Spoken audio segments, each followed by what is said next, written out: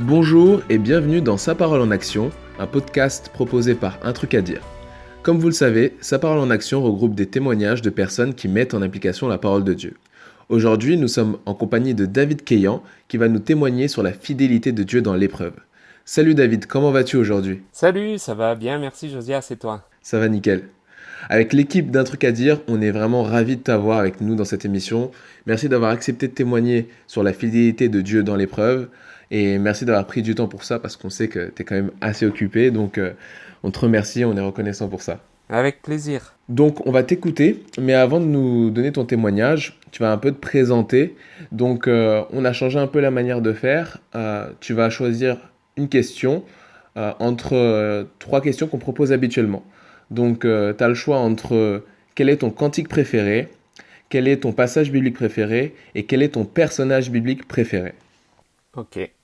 Alors moi, je vais vous parler plutôt de mon personnage biblique préféré, même si les autres questions m'intéressent. Juste avant ça, me présenter en quelques mots. Donc je m'appelle David Keyan, je suis équipier de JPC, Jeunesse pour Christ, et je suis engagé avec JPC depuis quelques années dans tout le travail d'évangélisation parmi la jeunesse. Et du coup, ce que je vais vous partager aujourd'hui est aussi beaucoup inspiré de ce que je vis dans mon service au travers de ce que je fais avec JPC. Alors, David, pourquoi David? Déjà parce qu'il a un excellent prénom, je trouve. Non, David, en fait, c'est un personnage que moi j'apprécie parce que autant on peut voir les excellents côtés de David. David est le seul homme au travers de toute la parole de Dieu à avoir été appelé par Dieu un homme selon mon cœur. Dieu dit ça de David et je me dis j'aime David parce que il devait avoir une passion pour son Dieu et on le voit beaucoup au travers de la manière dont il écrit au sujet de Dieu. Donc il était passionné de Dieu à tel point que Dieu va jusqu'à dire David c'est un homme selon mon cœur. Et puis en même temps, la Bible ne cache pas tous les mauvais côtés de David. David a commis des erreurs très graves. C'est allé jusqu'au viol, à la malhonnêteté, au meurtre, à la manigance, enfin tout un tas de choses. Euh, et David nous a aussi donné un très bon exemple de repentance, comment il est revenu à Dieu après avoir réalisé son erreur. Et après ça, je me dis, Dieu continue à l'appeler un homme selon mon cœur. Et du coup, je me dis, l'histoire de David me montre combien Dieu nous aime, combien il attend qu'on l'aime, et quoi qu'on fasse, combien il est capable à chaque fois de nous relever, de nous rétablir, de nous justifier, et de nous redonner la position qu'on a en lui, en Christ. Voilà pourquoi David. Ouais, super, super. Franchement, bon, tu t'appelles David, donc on comprend un peu ton choix, mais tes explications nous confirment quand même que c'est un personnage unique dans la Bible et c'est vrai que parfois on peut s'identifier par les épreuves par lesquelles il est passé, par les phases par lesquelles il est passé, et y a rien qui est caché. Ni ses bons côtés, ni ses mauvais, donc c'est vraiment un encouragement fort que de voir l'histoire de David, donc personnage très inspirant. Ok, super. Merci de t'être présenté et d'avoir présenté ton personnage préféré. Et maintenant que nous te connaissons un peu plus, nous sommes prêts à t'écouter et tu vas nous raconter un peu ton témoignage sur la fidélité de Dieu dans l'épreuve. Ok, très bien, ben, je vais vous raconter un peu ce par quoi je suis passé, mon cheminement. Alors, moi je suis né dans une famille chrétienne, et je pense que beaucoup d'entre vous, quand vous m'entendez, vous vous dites, ah bah tiens, moi aussi. Et j'ai eu un parcours où j'ai toujours été habitué aux choses de Dieu. Ça a toujours été naturel pour moi. Mon père était responsable d'une église, je faisais des colos l'été, des camps de famille, enfin, j'ai toujours été dans un cadre chrétien et j'ai toujours entendu parler de Dieu. Et Dieu, c'était normal, mais paradoxalement, j'avais l'impression que je n'arrivais jamais à le saisir. Alors, avec le recul, je me dis certainement parce que je vivais plutôt dans une culture chrétienne, plutôt qu'une relation forte avec Jésus. Mais du coup, pendant longtemps, je n'ai pas compris ce que voulait dire la conversion. J'avais entendu des témoignages. Une fois, un pasteur racontait que lors de son témoignage, il avait été bouleversé. Il était dans sa chambre. Il a ressenti une lueur toute la nuit le jour où il s'est donné à Jésus. Et moi, je disais, mais moi, j'ai jamais vécu un truc comme ça. Et à plein de reprises, dans des réunions où il y avait des appels, moi, je levais la main et je me disais, allez, aujourd'hui, je vais le faire et ça va marcher. Et en fait, j'avais l'impression que ça ne marchait jamais pour moi. Et je croyais qu'il y avait un problème. Je me disais, mais pourquoi Dieu veut pas de moi en fait? Alors avec le recul, encore une fois, je me rends compte que j'attendais une sensation, un sentiment, que j'attendais à ce que ça se passe comme moi je l'imaginais. Mais un jour, j'ai découvert une réponse de Dieu. Alors je cheminais, hein, je faisais des colos, des camps, j'étais beaucoup dans le milieu chrétien, et un jour justement, en camp avec des ados, je préparais un temps biblique avec eux, et au moment où je lis ce passage que je devais leur partager, je me dis, mince, il est pour moi en fait ce passage. C'était dans le psaume 37, les versets 4 et 5, qui nous disent: Fais de l'Éternel tes délices, et il te donnera ce que ton cœur désire.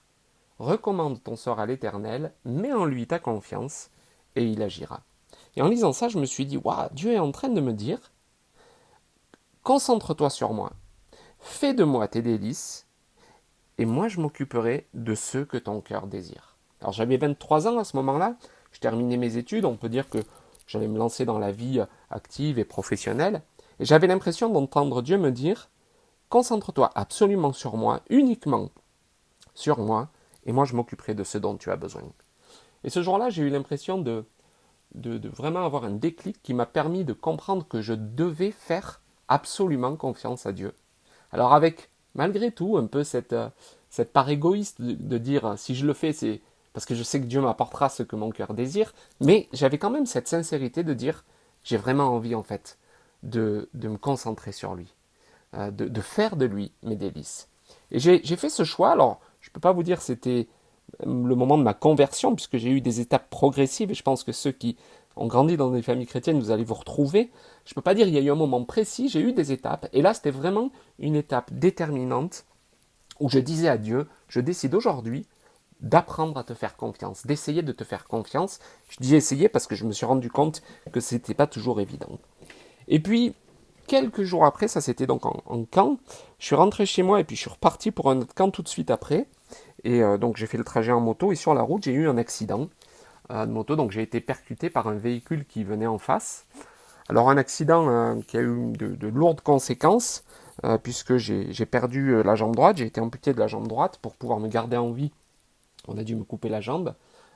Et puis j'ai perdu sous le choc de l'accident l'usage de mon bras gauche qui ne fonctionne plus du tout et qui me pose d'ailleurs pas mal de difficultés. Et au-delà de ces points, on va dire, fonctionnels, les préoccupations médicales étaient allées au-delà de ces deux sujets, puisque ma vie était vraiment en remise en question. J'ai passé 3 semaines en service de réanimation. Alors je pense qu'aujourd'hui tout le monde sait ce que ça veut dire, service de réanimation, avec l'actualité. Et pendant ces 3 semaines, à plusieurs reprises, les médecins ont appelé mes parents et leur ont dit, ben voilà, venez. C'est terminé en fait. Donc venez lui dire au revoir. Et on m'a raconté ensuite que dans ce service où j'étais, il y avait en plus de moi 3 autres motards. On était donc 4 motards accidentés.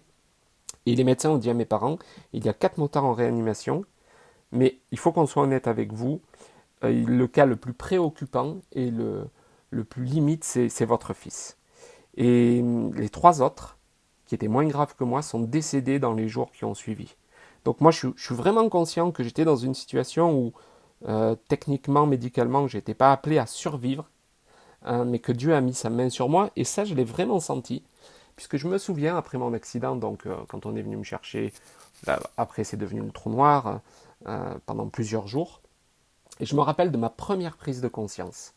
Je savais qu'il m'était arrivé un accident, je revoyais les images, parce que j'ai attendu pendant 20 minutes qu'on vienne me chercher dans une situation physique assez compliquée, donc je me rappelais de tout. Et je me rappelle quand j'ai pris conscience, je savais que j'avais eu un accident, qu'il était grave, je savais que j'étais à l'hôpital, je ne m'imaginais pas la gravité des choses, je ne savais pas que ma vie était en jeu, mais par contre, j'avais tout était noir, et j'avais sur ma droite une lueur, un peu comme une lumière, qui juste quand je la regardais me faisait me dire ne t'inquiète pas. Et je me sentais, et vraiment je n'ai jamais ressenti ce sentiment à un autre moment de ma vie, je me sentais en paix, je me sentais rassuré. Et avec le recul, en analysant ce temps-là, alors quand ça m'est arrivé, je me disais, ah ben c'est juste trop bien quoi, c'est juste trop bien, je me sens rassuré et j'ai pas de soucis à me faire. Et avec le recul, je me dis que j'avais repris un engagement avec Dieu, je lui avais dit, je comprends ce que tu veux de moi, et moi je veux m'engager à te suivre. Et j'avais l'impression que là, Dieu me disait, ben, tu t'es engagé avec moi, et aujourd'hui, tu es dans une situation difficile, et c'est maintenant moi qui vais tenir mon engagement. Parce que si tu t'engages avec moi, ça veut dire que moi, je m'engage avec toi. Et Dieu s'est engagé avec moi et m'a soutenu tout au long de cette phase critique, et puis même au-delà, puisque ensuite j'ai passé 3 ans en milieu hospitalier, entre l'hôpital, service de réanimation, puis après chirurgie, puis après centre de rééducation. J'ai passé 3 années assez difficiles, mais Dieu est resté fidèle. Et au travers de tout ce que j'ai vécu dans ce centre de rééducation où j'ai été confronté qu'à des gens blessés, blessés par la vie, blessés par différentes choses, et j'ai vu en fait que les gens autour de moi qui n'avaient pas Dieu et qui pour certains avaient des handicaps que j'estimais bien moins lourds que le mien, avaient du mal à affronter la vie avec leurs difficultés. Et j'ai même perdu plusieurs amis en centre de rééducation, des jeunes avec qui j'étais, qui se sont suicidés parce qu'ils ne supportaient pas le handicap. Et en voyant ça, je me disais, mais en fait, j'ai vraiment quelque chose de différent. Un jour, une infirmière témoignait à mes parents, elle disait, vous savez, dans le centre de rééducation, on a un service avec une assistante sociale, et chaque malade qui passe par ces difficultés va voir l'assistante sociale et a besoin de cet accompagnement. Et elle disait, ben, non seulement on se rend compte que David n'en a pas besoin, mais qu'en plus il peut être ce soutien pour d'autres. Et j'ai eu l'impression de prendre un peu de recul et de me dire, avec la distance, mais en fait c'est vrai. Avec Dieu, on est vraiment différent. On ne vit vraiment pas les choses de la même manière. Et quand Dieu est dans une vie, il change les choses et il nous permet vraiment de vivre autre chose. Alors évidemment, ça c'était, j'avais 23 ans à l'époque, ça fait longtemps, et je suis passé par tout un tas d'épreuves, de difficultés avec des hauts et des bas, même dans ma foi d'ailleurs, des moments où ça allait bien et puis des moments où voilà, je ne mettais pas la foi en priorité dans ma vie. Et puis petit à petit, avec le temps, j'ai appris aussi à me concentrer plus sur Dieu, à plus le considérer dans ma vie, et à faire de plus en plus de choix en fonction de lui, et essayer aussi d'abandonner ce qui ne lui plaisait pas. Et puis aujourd'hui, je peux faire un bilan après quelques années, ça fait 27 ans aujourd'hui que j'ai eu cet accident. Comme je vous l'ai dit, je suis engagé à JPC dans un ministère à plein temps. Et des fois, il m'arrive de dire, en fait, je veux servir Dieu, je le sers dans ce que je fais au quotidien avec JPC. Et je sais que s'il veut, en un clin d'œil, il peut me guérir de tout ce dont je souffre, de mes douleurs, de mes difficultés, de tout ce qui alourdit ma vie et qui l'alourdit un peu plus chaque jour. Et c'est vraiment une réalité, hein. Et je sais qu'il pourrait le faire. Mais je réalise aussi en même temps, alors qu'il ne le fait pas, je réalise aussi que c'est dans des temps comme ceux-ci que Dieu m'apprend et nous apprend à comprendre des choses particulières. Et au travers de ce que je vis, certaines choses de la parole de Dieu m'apparaissent plus claires au travers de mes épreuves, notamment quand je lis dans 2 Corinthiens 12, les versets 7 et 8, c'est Paul qui parle, et il dit « Il m'a été donné une épreuve physique, un messager de Satan, chargé de me frapper pour que je ne m'élève pas trop haut. » Donc Paul passe par une situation difficile, je n'entrerai pas dans les détails de la raison, mais c'est la suite qui nous intéresse. Donc Paul souffre, il dit « J'ai bien prié, supplié le Seigneur par 3 fois de l'éloigner de moi. » Et quand on connaît l'histoire de Paul, on sait que Paul est quelqu'un qui connaît le Seigneur, qui a connu des choses qu'il est le seul à avoir connues, qui sait à qui il a affaire. Et quand Paul s'adresse au Seigneur, il pèse ses mots.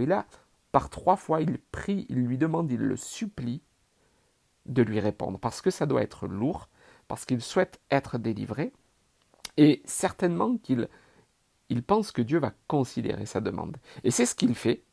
Et Dieu lui répond, le Seigneur lui répond, verset 9, « Mais il m'a répondu, ma grâce est suffisante pour toi, c'est dans la faiblesse que ma puissance donne toute sa mesure. » Dieu répond effectivement à Paul, mais non pas comme il le voudrait, il attendait la délivrance, mais comme Dieu explique que c'est possible, ma grâce est suffisante. Et il lui explique même que c'est comme ça qu'il va encore mieux manifester sa puissance. Et Paul va comprendre que la réponse de Dieu est bonne, que c'est la meilleure. Et au verset suivant, il va dire « C'est pourquoi je veux mettre ma fierté avant tout dans mes infirmités et mes faiblesses, afin que la puissance de Christ vienne sur moi et fasse sa demeure en moi. » Et en fait ici, Paul vit ce que Jésus demande à ses disciples quand Jésus en Luc 9, 23 dit « Si quelqu'un veut être mon disciple et marcher avec moi, il faut qu'il renonce à tous ses droits sur lui-même, qu'il se charge chaque jour de sa croix et qu'il me suive. » Et si moi, David, je ne doute pas que Dieu peut répondre à mes demandes, à mes prières, j'apprends aussi que dans l'épreuve, il y a parfois une autre réponse de la part de Dieu. Pas forcément celle que j'aurais imaginée, que j'aurais souhaité ou aimée, mais une réponse qui permet que sa puissance se révèle encore plus au travers de nous. Et je crois qu'en tant que chrétien, nous devons, vous devez apprendre à accepter les réponses de Dieu. Et c'est certainement ça le plus difficile. De se dire, mais j'attendais quelque chose, Dieu me répond autrement, apprendre à dire, ok Seigneur, puisque c'est toi le centre de ma vie. J'accepte que tu ne me donnes pas la réponse que j'attends, et je continue d'avancer, et je continue à te faire toujours autant confiance. Et vous savez, avec le temps et avec ce que j'ai vécu, ce que j'ai appris, c'est que plus je me tiens proche de Dieu, dans une vraie relation d'écoute, de lecture de sa parole, de prière, de confiance aveugle, et plus je suis en paix, plus je suis rassuré, quelles que soient les situations et les circonstances, même si elles ne sont pas favorables. Mais je sais aussi que plus je suis négligent, paresseux dans ma marche avec Dieu, et plus je perds cette confiance et cette paix. Alors c'est pas une nouveauté que le chrétien doit entretenir sa relation avec Dieu pour bien aller, lire la Bible, prier avec sérieux chaque jour. Mais je crois que c'est pas une nouveauté d'oublier combien c'est important. J'ai lu un commentaire d'un homme qui s'appelle Bob Gass, dans sa parole pour aujourd'hui, il dit « Un jour sans lire la parole de Dieu est plus qu'un oubli, c'est la recette idéale pour une catastrophe. Ne pas s'approcher de lui par la prière est de la folie pure ou de l'arrogance. Peut-être n'avez-vous pas encore connu d'épreuves vraiment difficiles, mais le jour où vous connaîtrez la fournaise de l'épreuve, où trouverez-vous la force de résister ?» Alors pour finir, et parce que c'est aussi une réponse que je donne souvent aux jeunes quand ils me disent « Ah, comment vivre une bonne vie chrétienne, comment être bien dans sa foi ?» Eh bien, la réponse en fait, elle est simple, et on l'a entendu certainement toute notre vie, c'est dans la relation avec Dieu. Notre relation quotidienne avec Dieu est la seule garantie de notre bonne santé spirituelle, et c'est ce qui entretient notre foi. Et en lien avec les épreuves, eh bien, les épreuves sont des attaques qu'on subit, des attaques de la vie, parfois des attaques de Satan, mais la foi est le moyen d'y résister. Et comme on le lit en Éphésiens 6, 16, quand il est question de s'équiper en tant que disciple de Jésus qui va répondre, il est dit « Prenez par-dessus tout le reste de l'équipement, le bouclier de la foi, avec lequel vous pourrez éteindre tous les traits enflammés du malin. » Par la foi, face aux épreuves, nous pourrons résister à toutes les épreuves. C'est ce que dit la Bible. Donc moi, je ne fais que répéter. On pourra résister à toutes les épreuves, mais pour avoir cette foi, elle prend sa force, elle prend sa puissance dans la relation avec Dieu, dans le temps passé à lire la Bible, désirer la mettre en pratique, prier, écouter le Saint-Esprit, être en contact avec des frères et sœurs et avancer dans la connaissance de Jésus. Et c'est vraiment ce que je vous encourage à faire, et vous verrez qu'au jour de l'épreuve, votre foi vous aidera, comme le dit la parole, à résister à toutes les flèches enflammées du malin. Waouh, merci David pour ton témoignage qui est vraiment édifiant.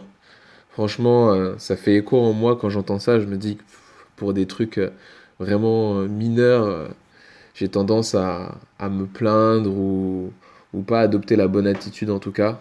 Je me souviens il n'y a pas longtemps, j'avais un problème de batterie de ma voiture et j'avais l'impression au départ, je me suis dit purée, comment je vais faire et tout, que c'était un peu la fin du monde alors que c'était pas grand chose comme épreuve. Donc ouais, parfois dans le quotidien on peut oublier que bah, il y a des vraies épreuves déjà et que Dieu nous appelle à les traverser avec lui. Donc merci pour ce témoignage. Et du coup, je vais enchaîner sur quelques questions. Au tout début de ton témoignage, tu parles de culture chrétienne. Mais la culture chrétienne, c'est quoi en fait? Alors en fait, comme je te disais tout à l'heure, moi j'ai grandi dans une famille chrétienne, donc j'ai toujours été dans un cadre chrétien, à l'église tous les dimanches, en colo l'été, des retraites, des rencontres avec d'autres chrétiens. Et en fait, pour moi, ça faisait partie un peu de ma norme. de mon contexte dans lequel j'évoluais. Et dans ce contexte-là, ben, moi, il fallait que je puisse aussi donner l'image de celui qui fait partie de ce contexte-là. Donc j'avais une vie culturelle chrétienne dans le sens où j'allais à l'église le dimanche, je faisais des rencontres de jeunes le samedi, pendant les vacances d'écolo, je suis devenu animateur. Donc en fait, j'ai passé toutes les étapes pour pouvoir montrer que j'étais un bon chrétien, donc correspondre à cette culture et être reconnu dans cette culture par mes pairs, par les autres.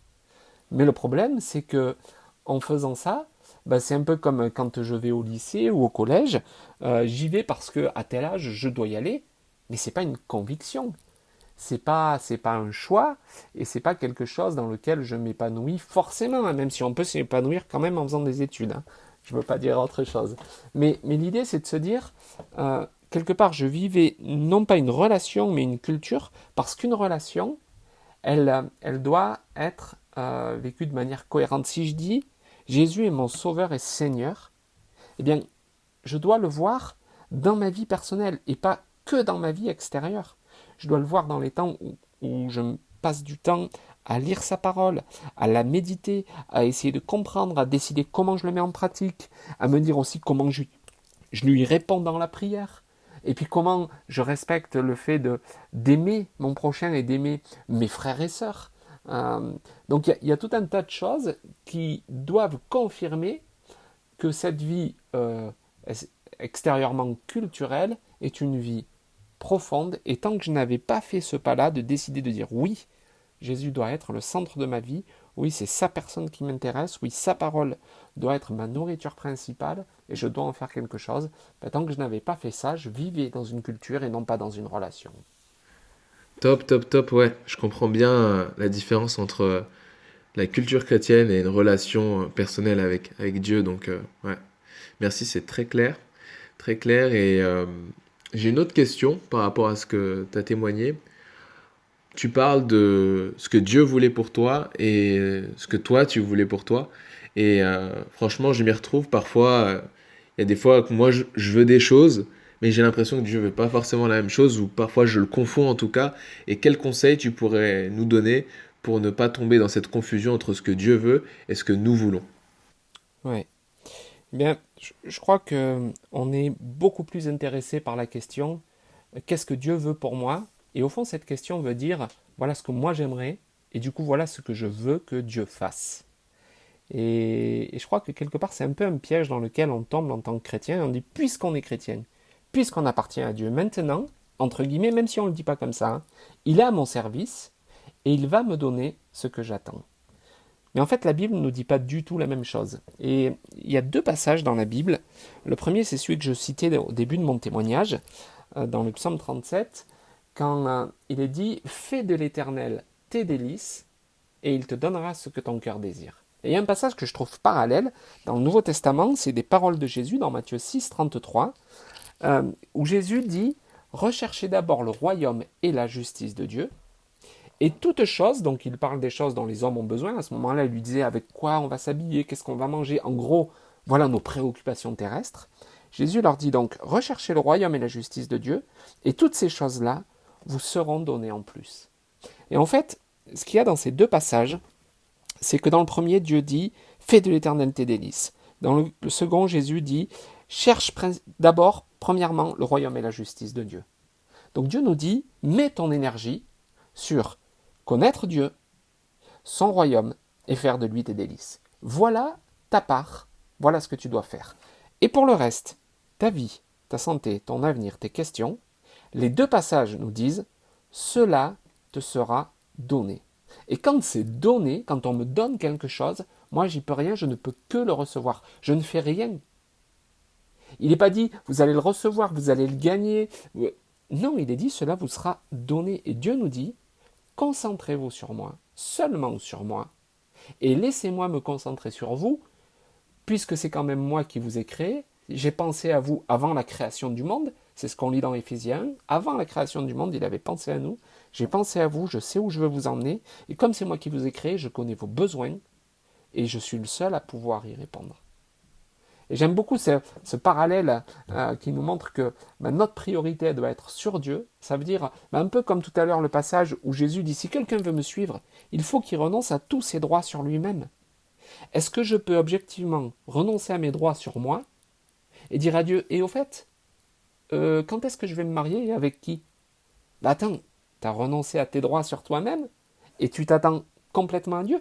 Je dis pas, c'est pas important, hein, pas du tout. Mais c'est important pour la bonne personne et c'est important pour Dieu. Et si je lui fais confiance et que je me concentre sur lui, il dit, et la Bible le dit, ça te sera donné. C'est pour ça que je vous encourage à faire confiance à Dieu. Et les épreuves dans tout ça, eh bien, Jacques nous dit, quand on passe par des épreuves où justement on peut se poser des questions, mais du coup, alors quelle est la réponse de Dieu? Jacques nous dit, Jacques 1, versets 2 et 3, considérez comme un sujet de joie complète les diverses épreuves auxquelles vous pouvez être exposés, sachant que la mise à l'épreuve de votre foi produit la persévérance. Et Jacques nous dit de la part de Dieu que l'épreuve par laquelle on passe va nous permettre de travailler notre foi, de grandir dans la foi et d'aboutir à la persévérance.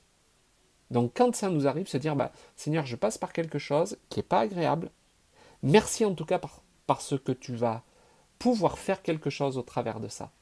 Et si Dieu, qui est au-dessus de toute chose, qui est souverain, permet l'épreuve, et je suis convaincu que ça ne lui échappe pas, même si je sais que Dieu n'imagine pas le mal, mais en tout cas, il y a des épreuves qui nous arrivent, Dieu les permet, Satan nous attaque, on est dans un monde où c'est une réalité. Si Dieu le permet, c'est que Dieu sait qu'il y a quelque chose qui peut en ressortir de bon et de profitable pour nous, et c'est ce qu'il dit à la fin du passage, la mise à l'épreuve de votre foi produira la persévérance. Mais le verset 4 nous dit, il faut que la persévérance accomplisse parfaitement sa tâche, afin que vous soyez parfaitement qualifiés, sans défaut, et qu'il ne vous manque rien. Donc ce passage nous dit, quand vous êtes face à des épreuves, comprenez que c'est le moyen d'avancer vers la perfection. Waouh, merci pour cette réponse, c'est clair. Il y a, il y a rien d'autre à rajouter. En fait, il faut qu'on arrête de se regarder nous-mêmes et qu'on regarde à Dieu. Et c'est comme ça qu'on arrivera à bien accepter les épreuves et à faire la différence entre ce que nous voulons et ce que Dieu veut pour nous. Merci David pour cette réponse. Et du coup, le podcast touche à sa fin. Nous arrivons au terme de ce super podcast. Merci encore David pour ton témoignage et le temps que tu nous as consacré. J'aimerais te poser une dernière question. Est-ce que tu as un truc à dire? C'est le petit jeu de mots de fin de podcast. Eh bien, avec le passage par lequel on vient de terminer avec l'épreuve, moi je réalise que Dieu veut nous conduire à la maturité et à la perfection. Ça, c'est sa priorité, même au travers des souffrances. Donc ce que je vous dirais, c'est que le bénéfice de l'épreuve est de transformer nos difficultés en moments d'apprentissage. Waouh, c'est fort. Donc le bénéfice de l'épreuve, c'est de transformer nos difficultés en situation d'apprentissage. C'est vraiment, c'est juste. C'est juste et ça colle à ce que la Bible nous enseigne. Donc sur ces belles paroles, nous allons nous quitter. Soyez bénis. On se voit dans quelques semaines pour le prochain podcast et on n'oublie surtout pas de mettre sa parole en action. Merci David et à bientôt.